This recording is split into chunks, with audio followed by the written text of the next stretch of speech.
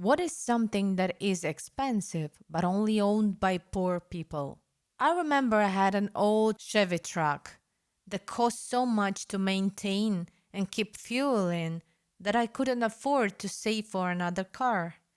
I literally kept me broke until I eventually joined the military and could afford a different vehicle.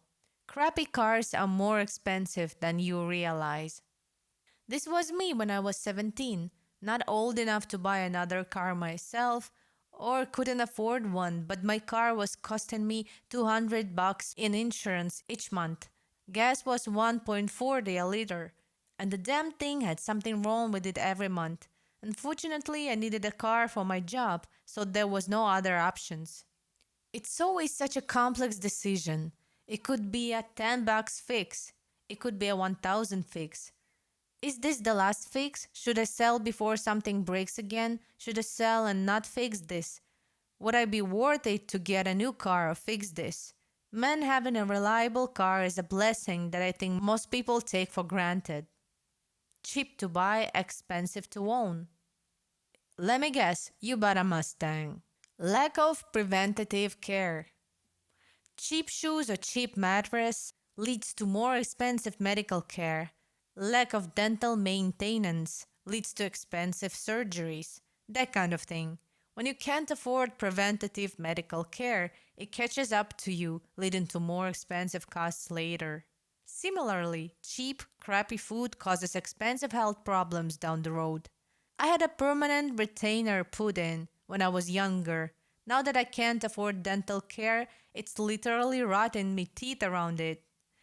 Went to see about getting it removed and was told it would cost nearly 3K. I don't even know what to do about it. Bad credit. It is expensive to make someone comfortable enough to loan you money without them being certain you'll pay it back. A lot of companies, like cell phone service providers, will make you put down a large deposit before they'll sign a contract. Pretty much anything with a contract is more expensive if your credit is bad. I wasn't taught money skills growing up and was stupid as a teenager, so my credit has been a struggle to rebuild. This is not true. I sold cars to plenty of people who make six figures whose credit was a fucking mess, including a neurosurgeon who made 900K a year, and his credit was awful. People who have money don't always focus on credit as they typically have the cash to buy what they need. Rent to own, spoiler, you never quite own it. I was going through a divorce in another state. I knew I was going to get my furniture at the end of the process. So I rented a cheap couch for like $10 for 2-3 months to put in my apartment until I got all my stuff. They tried to bully me into buying into all kinds of extra unneeded insurances. They were very forceful and condescending. Then one day I honestly forgot to pay on the date payment was due. It was $10, and I easily had the money, so I was shocked at the level of anger and pushiness from the phone call reminding my payment was due. It made me feel very bad for the people who have to go through these situations and treatment in order to have furniture, not to mention that the couch was complete junk. Do not rent furniture. I used to deliver for such an establishment. There is a good probability you will get bed bugs. All the furniture in our store had them, even not bed items. All the houses were delivered to had them, and you will never get rid of them. Dental problems. Those impacted wisdom teeth are hella expensive. Being poor is very expensive. I make enough to pay my rent, but I work so much I don't have time for a dental appointment. Even with a stimulus check and priorities in place and a paycheck, I could lose my house if my landlord isn't understanding. I need a job. I applied for McDonald's because it's easy and I'm broke and need the money.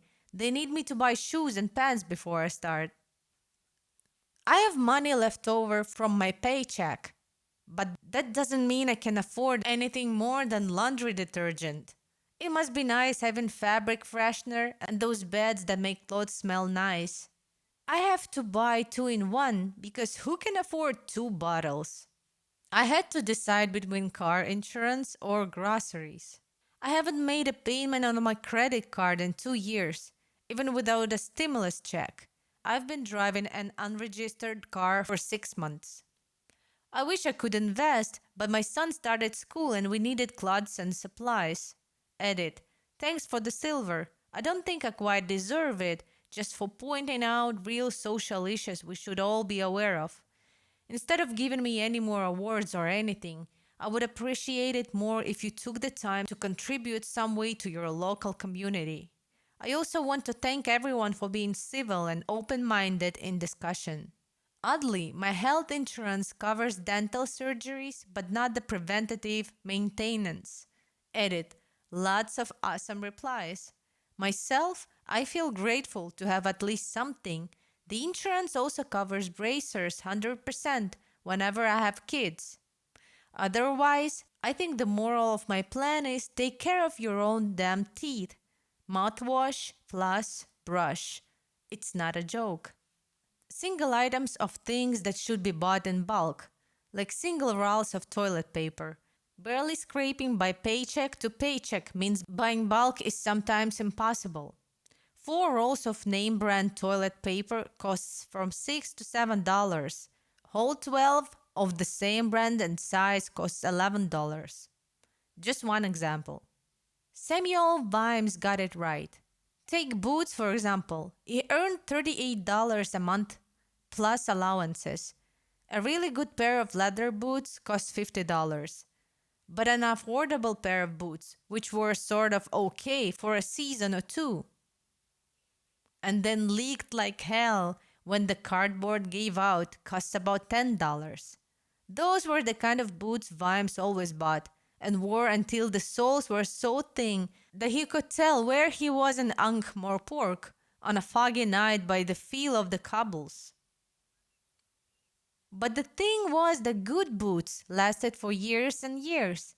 A man who could afford $50 had a pair of boots that still be keeping his feet dry in 10 years' time, while the poor man who could only afford cheap boots would have spent $100 on boots in the same time and would still have wet feet. Diapers. My daughter-in-law was buying diapers in small packs constantly. She ran out and I was going to the store anyway, so I bought the biggest box the store had. When I got home, she was happy to see the big box, and I told her that they cost less than half per diaper than the small pack. She's a bulk buyer now. I'm so proud. That is even worse than the illusion of saving by buying in bulk. Not always, but very often something like 2 regular-sized boxes of cereals is cheaper and more cereal than buying the family size. But people think they're being economical and not paying attention to the actual price per volume. Lottery tickets. I'll never forget it when a housemaid asked me to borrow $5 because she was going to get some scratch of tickets to get money to feed herself for the rest of the month. Are they really that expensive though? I mean, I think it's a waste of money. But there are people who think going to the movies or going out to eat are also a waste of money.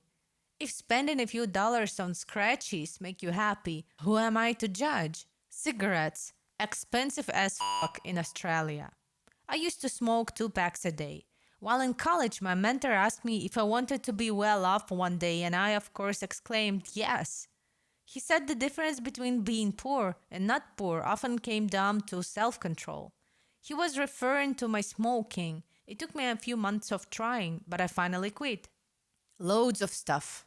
It's expensive being poor for a variety of reasons, including having to buy poorer quality goods and needing to replace them more often because of initial cost, not being able to bulk buy, predatory loans, and really anything that puts someone in a you have no other choice position.